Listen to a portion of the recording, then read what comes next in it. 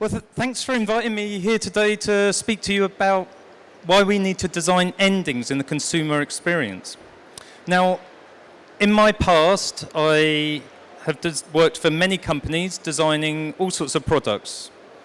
I've worked in physical products, digital products, and service products. And I've done that for big companies and small companies all over the world. And in that time, we, as a team and a company, we get really excited about what we're going to tell the customer, how we're going to communicate this amazing new product. And then we would design and craft these incredible experiences to sell to the consumer and make sure their lives were really much better with this product in their hands. And then we wouldn't do anything after that. We never really thought through what it was like to experience an ending. So I'm going to talk to you about why it's important that we design the offboarding experience, the consumer experience at the end of the consumer life cycle. We can break the consumer experience into three sections: onboarding, usage, and offboarding. And at onboarding, we design incredible experiences, marketing and advertising, attracting the customer to buy our product. And in usage, we craft and build those things. And at the end, we don't do anything in this last third. But let me give you a practical example of what I'm talking about with printer ink cartridges. Is the sound okay, or am I too loud? Or it's okay, cool. So my printer runs out of ink every 5 minutes, it seems, so I have to go out and I buy a new printer ink cartridge. So I come home, I take the old printer ink cartridge out, and I put the new one in. And I'm standing there with an old printer ink cartridge thinking, what shall I do with this? So I look on the back of the packaging. There's 2 other marketing messages on there, advertising, telling me to buy another printer ink cartridge. But that's not the information I need at this point in the journey. I want to know how to end this thing. So like any normal concerned consumer, I go online and I dig around on the internet, and I find out this company's been doing a really good recycling and reclaiming program for 20 years. But in the context of the end of the consumer journey, I don't know about this. I've had to find it out myself. So I then have to fill in a form, give my name, age, location, and then they'll send me this package. So I put that in this package, and I take it up to the post office and send it back to them via the post office. So the consumer offboarding experience, this last third, was hidden from me, the consumer. I didn't know what to do at the end. I then had to find out for myself because it was hidden, and fill in forms and do lots of hard work myself. And it took 5 days to end the consumer experience. We don't design endings in consumer experiences. And this goes on in physical, digital, and service sectors. It's a customer experience problem. It's not a problem of sustainability, data management, or privacy. But let me give you an idea of what I'm talking about with this journey. Just 1 minute.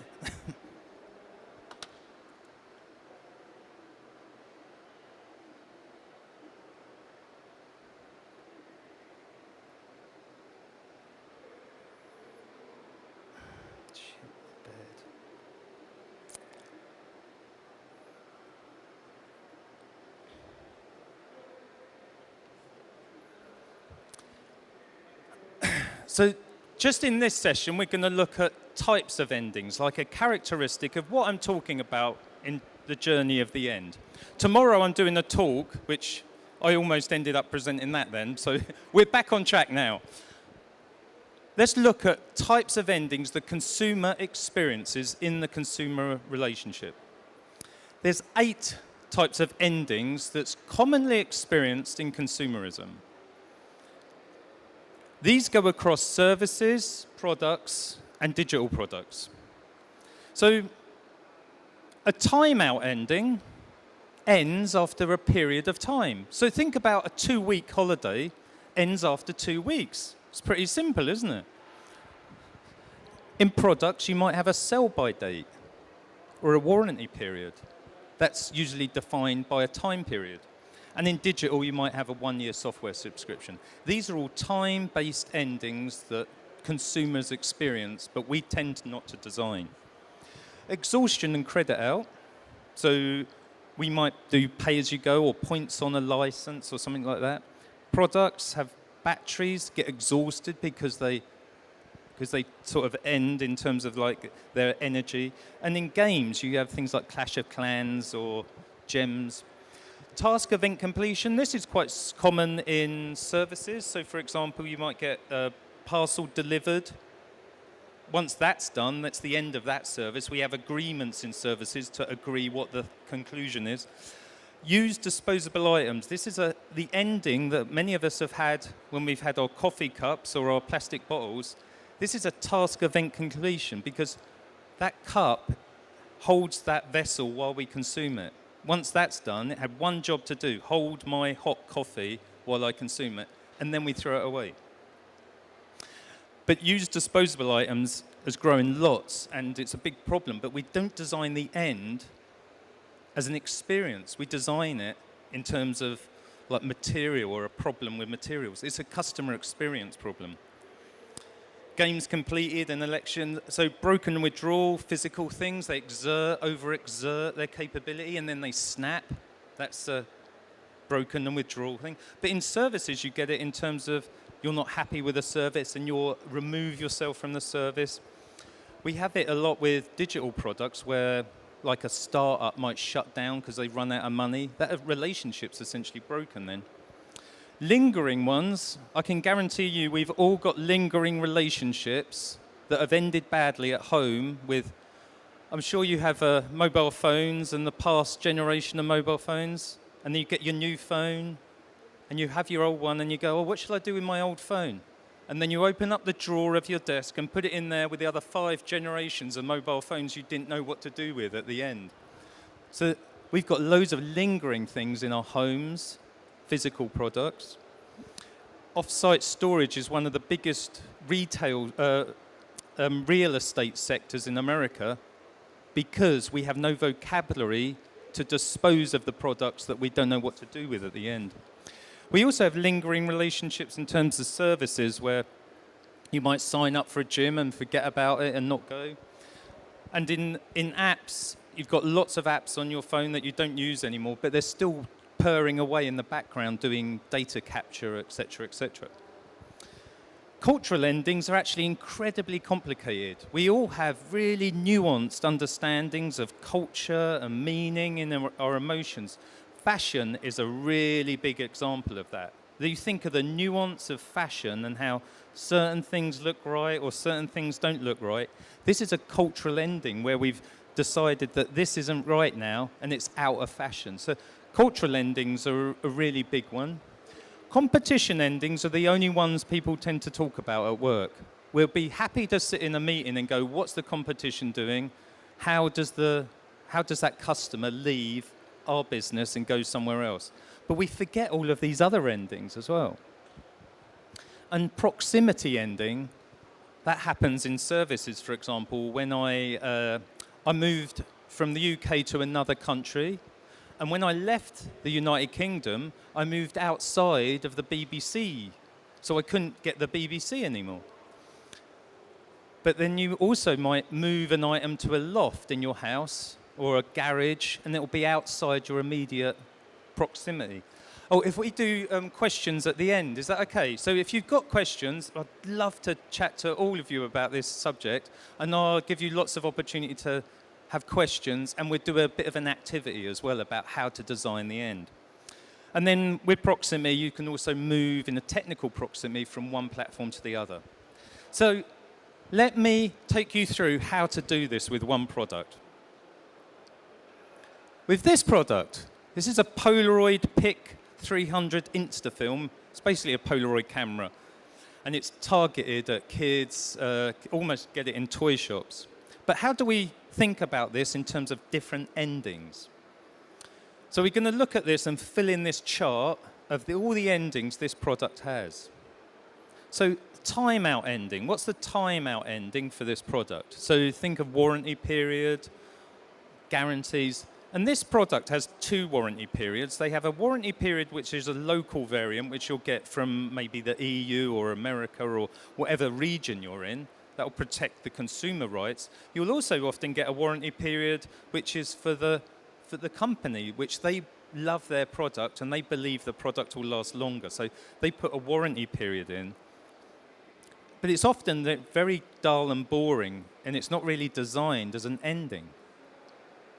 We have exhaustion and credit out. Well, this product runs on a battery, and it's got Polaroid films inside it. So you'll run out of those Polaroid films, and eventually the battery dies. So it's 12 images, and battery might be exhausted after maybe a month or 2. Task event completion. What's this product meant to do? Just take a picture. So it takes a photo, and because it's Polaroid, it has 10 minutes it takes to develop the picture. Broken and withdrawal. So let's think this one through. So this is an electrical product, right? Electrical products are built up of loads of components, electrical components. This is some work by, I don't know much about electrical components and their capability, but this is by Jeff Smoot at CGI Global Inc. There's a thing called the mean time between failures in electronic components. And so you have an early failure rate, it's the red line, and the yellow line is a later failure rate, it's like worn out failure. So you get a constant failure rate with this blue line. To put that in hours, it's more like this. The early failure rate is the green one, and then the red one's the later one. Look at how long these things last. This is one component, electronic component, lasts decades. But many of our electronics are built up on many different components. So this is our capability. So this is for one component, electrical capability. How long does it last before it fails? Incredibly long years, yeah? Does this really matter as a consumer experience? Not really, because this is how consumers think. Roughly everything lasts about 5 years. And the difference between our discussions around sustainability or e-waste is that when we talk about those things, we obsess about material, manufacturing capability. We don't think about the consumer experience of the end. And we need to start bridging that gap between those two, because this is very different to the capability. So we can put this on here in 2 spaces. Customer experience of the end, real capability. Now, lingering is our next one. Why does this lingering? It has a lingering ending. It will get left in a drawer and stuff. The issue is it's targeted at this demographic. Now, this demographic are all fun, hopeful kids. They love their Polaroid Pic 300 instant film. They keep taking pictures of it. 4 years later, though, they're all on Android and Instagram. So they're not having fun with their Polaroid Pic 300 instant film. So that then goes in the drawer, doesn't it? So this has a demographic lifestyle of not very long. So the target audience, about 4 years later, if you think about endings, this is going to end in 4 years. Now look at the cultural one. So this is a really strong product. It's got a strong palette, it's got a strong color, it's got strong shapes and styles. So it's very much almost a fashion item. Now, Pantone, which is a color manufacturer, they do ink and stuff. They think they do color of the year every year. And so they released this sort of chart. And in the chart, Bellecour has observed this chart and seen a cycle of that in about a 5-year trend cycle. So in terms of it going out of fashion and it being a cultural ending, this product is also about this 5-year mark. Competition ending. What's the competition for this product? These are the types of products this product us up a bit. So why are they going to... Where's the ending for this in terms of competition? Well, we can see here that there's a type of ending which is like the warranty period, which is coming up, and then people might be able to take this product back and get a new one. So there's a competitive opportunity space there. And there's also a competitive opportunity space clearly here at a 4-year mark, isn't there? So when we put competition ending, we're going to think here within a month or so, and here at about 4 to 5 years. So when you start thinking about endings, everything changes, and you can start really seeing beyond the horizon with your strategy. And lastly, down here, we've got proximity type ending. This is a simple product. It's not a car, so it's not going to be inside your house or around your home or in your city. You can't drive it around. It's also not state-bound, so it's not a service or a service product like maybe TV is. This is a really mobile product, isn't it? I can pick it up and carry it, so it's attached to the consumer. So these type of endings can really inform us about when's this going to end. Well, I think around this period is where this product's going to end. Do we design products around this type of approach? We just design products to sell and use. And if we started to think about endings, we could start to build consumer experiences and pull back these products, have a far better conversation with the consumer at the end, and really start to understand what we can do about things like sustainability or GDPR and legislation or privacy in digital or mis-selling in financial services. All sorts of things overlook endings as a place to start designing. So, wow, that's bright, isn't it? What we're going to do now is do a bit of this yourselves. And it's quite a packed room, so we can get into small groups and have discussions about this. And what I want you to do, and maybe I'll do one for the beginning with all of us. It might be easier that way. We're going to pick a product. It can be physical, digital, or a service product. And then we're going to look at the end dates of that product. And then we're going to try and understand what the end is like for that product. So the first thing we need to do is pick a product. And it can be anything. It could be Facebook, it could be shoes, it could be a car, it could be a holiday, it could be... Does anyone want to recommend a product? It can be a coffee. A coffee cup? Or the whole experience? The whole experience of a coffee. Okay, good. So let's start with that. Which one of these do you think is a good starting point to look at coffee?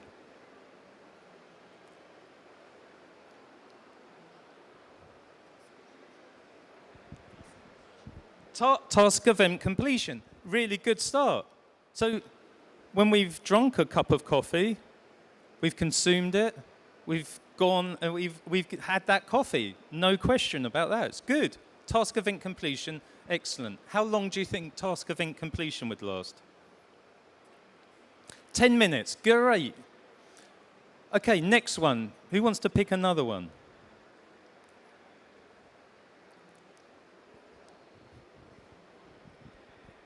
Credit out. Sorry, what? Yeah, credit out. Credit out.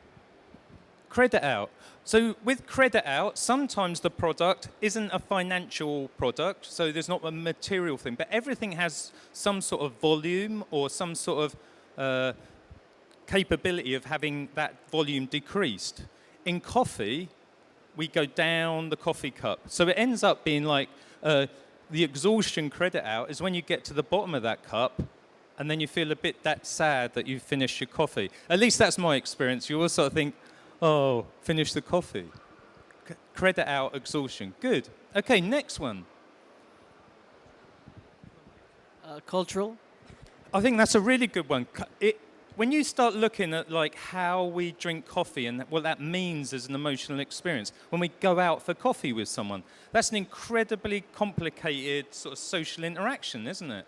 So how long would you think it would be appropriate to go out for a coffee with a friend Do you think that's 10 minutes, or do you think that is actually more of a afternoon experience?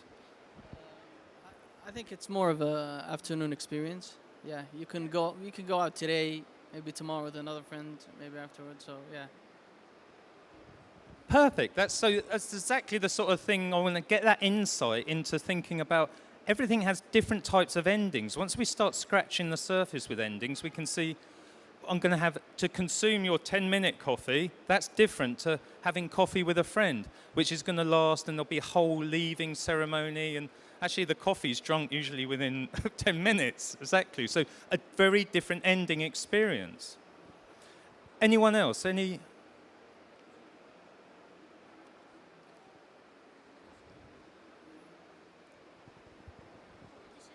Competition. Competition ending. How? So, any ideas of how that might happen? In different market, there is different competition regarding coffee shops. So they are doing services, they are doing marketing materials, they like membership. Absolutely. So there's a whole load of competition endings in terms of like, oh, now this company down the road is doing this amazing coffee and it's cheaper, and all of these other things will move you away from your old coffee company. And so you get this competition ending.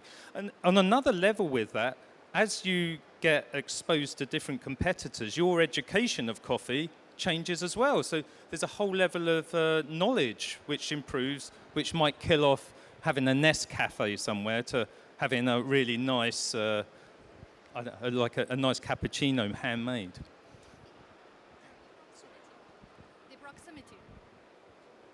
The proximity. For example, changing from the coffee to ice cream in the hot weather or something like that. Yeah, exactly. So proximity, it can move around. So I'm going to go from one place to another. I can even have a situation where I can't get access to coffee. So I was really desperate for a coffee this morning, and I couldn't get access to one. And that was just, it became my obsession, because obviously we're all addicted to coffee. And then I was just going to, where's the proximity to this coffee? Because I need to get closer to it. So proximity ending. Anyone else? I'm thinking of the lingering, especially when it comes to the waste of the beans. I noticed some examples about recycling it into building materials, and in some cases to put it in plants to improve its health. Excellent. So lingering can also be considered. How does that end, like this relationship with coffee? We can see definitely there's a whole thing around that, isn't there? Any other ones? What ones have we done now? We've done timeout, exhaustion, task event completion we've done. Broken and withdrawal, lingering, proximity, cultural, competence. Have we done all of them, I think? Did we do broken withdrawal? Yeah, have you got an idea on that one? Fall down, for example, before the end of the 10 minutes. So if the coffee falls down from my hand before the end of the 10 minutes, so I have to pay. Yeah, exactly. So you have many different levels of broken and withdrawal might happen to your coffee as well. Especially, or maybe it's badly made and you don't want to get that one, so you'll get another one.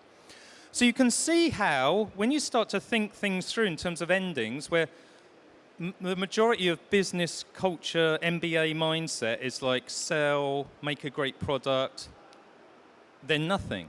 Sell, make a great product. And we've been very bedded into this mindset that it doesn't matter about the end of the consumer experience.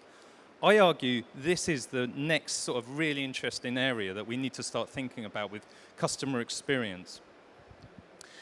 So do you want to have a go yourselves? With the person next to you or just on your own?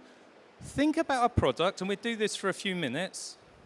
Think about a product, and then think about how does it end? In a really deep sense, think about, and I'd like you to pick the easiest one first. So the easiest type of ending first, and then build on that. So what you need to do in a small group or on your own is think about what's that product, how does it end? And do at least 2 of them. And then we'll do this should we do it for 4 minutes? We haven't got long today. Usually I do this whole workshop over a couple of day period. So let's do that now for 4 minutes, okay? And then we'll have a chat and ask questions in a minute. Okay, go. So remember, pick a product, physical, digital, service product. How does it end?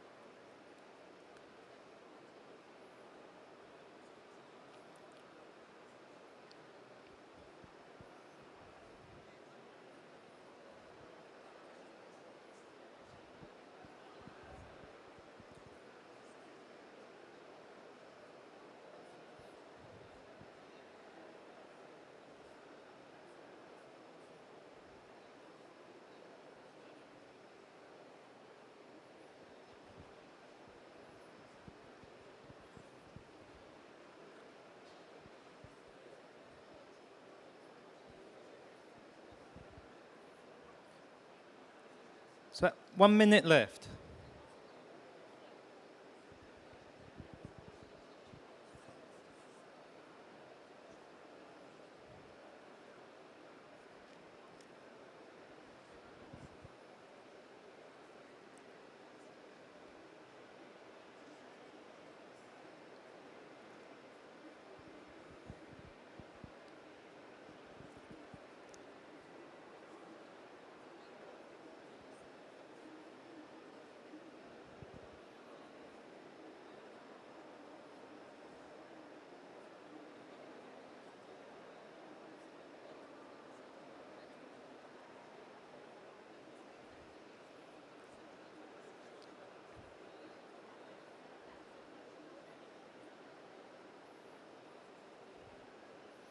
Okay, so let's start wrapping up. Last 10 seconds.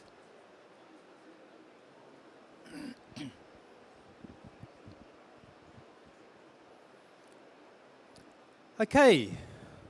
Wait, who wants to be first telling us? I want to hear what product you picked and the 2 types of endings. So I have thought about a tourism trip from an agency. So basically, I went on a flight, ended my experience, came back home, and now I think that the agency should be contacting me, because this is not happening anyway today. Should be contacting me, understanding how was my journey, probably providing me with something as a memory, that like a certificate of completion, like when I attend a workshop or a training program. This is to certify that X person went on this trip. Probably providing me with an application that logs my trips and shows an imitation of what my journeys are, the durations, like a travel log. So yeah. So really, really good point. Memory is laid down by two events. I don't know if you've ever seen the work of Daniel Kahneman with peak-end rule. Have you ever heard of peak-end rule? This was some psychology that was developed from observing people as they experience things. So there's two parts of your brain. There's the experiencing self and the remembering self. The experiencing self is doing the really boring stuff like loading a dishwasher or turning a light on and driving to work, things you don't really want to remember. The remembering self lays down memories. And these two parts of your memory capability is what helps us sort of live. I mean, we'd be overwhelmed if we remembered everything, so we only remember certain things. And the reason he looked at this in terms of peak-end rule is that we do this over a whole experience, that we remember half of it, the peak, and that can be a negative peak as well as a positive peak, and the end. And so when, as you point out, if you're not making good endings, you're not creating the opportunity space for the person to lay down good memories. And if you're thinking about your brand capability or your product capability, you've just written off 50% of your bedding in good memories by throwing the ending away.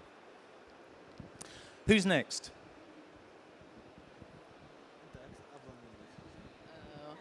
We picked out PlayStation 5. So yeah, it's the timeout would be approximately 5 years for it to be. Yeah, exactly. Yeah, no, it's yeah, and then we moved on to exhaustion credit out. Sort of no. Yeah, different bugs come, yeah, and then we want to change. Game completion, the task and event completion, it doesn't have to be game completion, it has to be like, you know, new thing came out, a new PlayStation came out. Also cultural, when a new PlayStation comes out, everybody's buying it, and so the old one is kind of just there. Entertainment culture. Yeah, entertainment culture. The entertainment culture change. Yeah, that's good. Yeah. Yeah. Okay. Thank you. Thank you very much. That was good. Anyone else? At the back here, I'm going to come back and give you the microphone. The mobile we are using every day, like there's time out when people before used 3G, now we have 4G, we need other phone. What product was it again? The phone number. It's how the phone is receiving the data. Like before it was 3G, now time out, we need, people now is 5G. Speak into the microphone, I mean the mobile has a time out when the features are not usable anymore. People use 5G, people use more products that need to take picture in more precise way. So we need to change the phone now. It's time out. Also the culture, now people use the phone to watch videos, streaming videos, so we need bigger phones. We need better size, better way to touch it, and other things. Yeah, good. Brilliant, thank you. Excellent, good. Anyone else? Any other product endings? Cool. So maybe we can, now we've done that little exercise, do you want to have a Q&A session? I'm sure you might have questions. There was certainly one or two I saw. Would you like to, any thoughts or comments on? I have two questions actually. Regarding the proximity, I'm a bit confused regarding that because what I understood is whether it's attached to the consumer, the surroundings, or the, let's say, the environment. Is it about whether the consumer is going to still use the product on the long run and they're going to switch to another product, or is it a different idea? Okay, good question, because I think I didn't explain so well about the proximity one with the Apple and Android. This is about, I can physically be in one place and be offered services. So, for example, the BBC, if I live in the UK, I can have the BBC. I can also physically have access to my kitchen when I'm at home. So those are physical, and some of them are smaller. So my kitchen is very fixed in my house. No one else can use it. But I'm also living in the UK. So in service sense, I'm in the proximity of that supplier.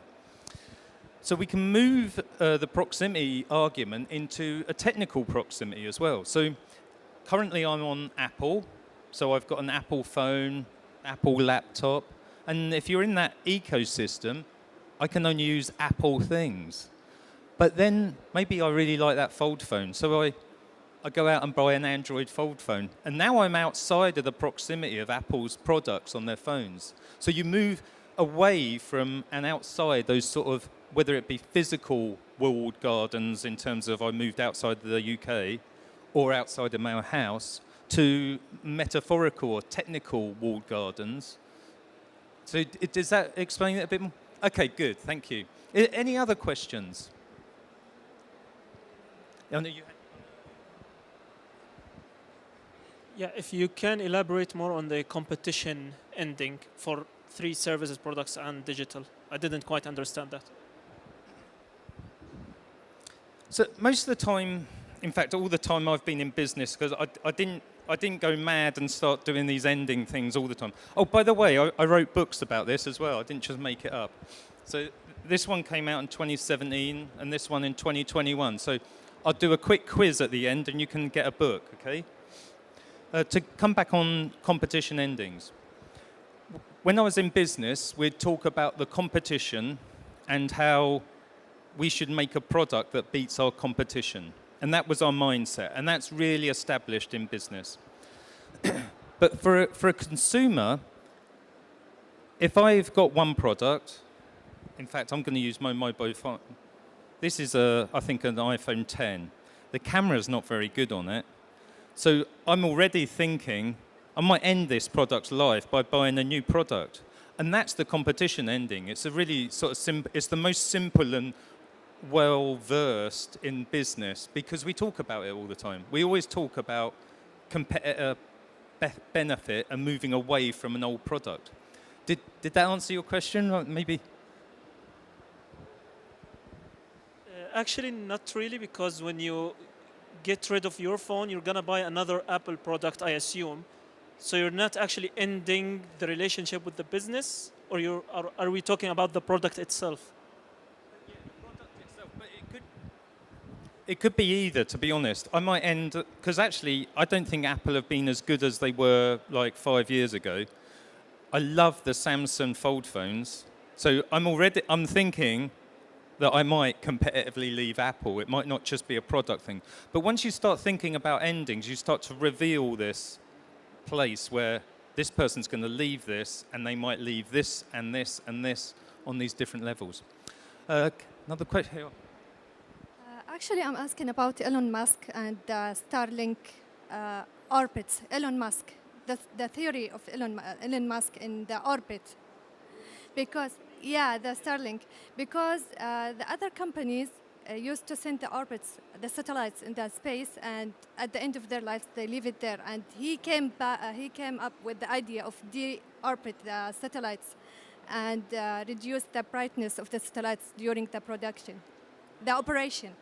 So is recycling considered one of the end? That's a really good point on the broader issue of recycling. So I get invited to speak at lots of conferences about circularity, e-waste and things like that. What I find stunning in the whole discussion about sustainability, circular economy, etc., is the lack of discussion about the customer experience. You can go to a conference like that and you will hear people talking about legislation, chemistry, manufacturing, economics, efficiencies, pollution. You will never get anyone speaking about the customer experience. And I think that is enormously problematic because I don't know about you, I've never gone out and bought plastic. I don't go out down the road, I'm just popping out to go and buy some plastic and then I come back to my wife, here's some plastic. No one buys plastic. So why do we talk about plastic at the end of the consumer life cycle so often? have a totally different attitude towards what we're doing in terms of consumerism at the beginning and usage and at the end. And until we start saying the customers at the end, and currently they're abandoned, they're uninstructed, and they're left alone. And we need to start building consumer experiences around that. So recycling becomes an experience, circularity becomes an experience. Because if we don't have the consumer in that space, you're never going to capture plastics or do any of these things because the consumer doesn't understand how to bridge that gap. So that's my point on that. So definitely think about that. Good.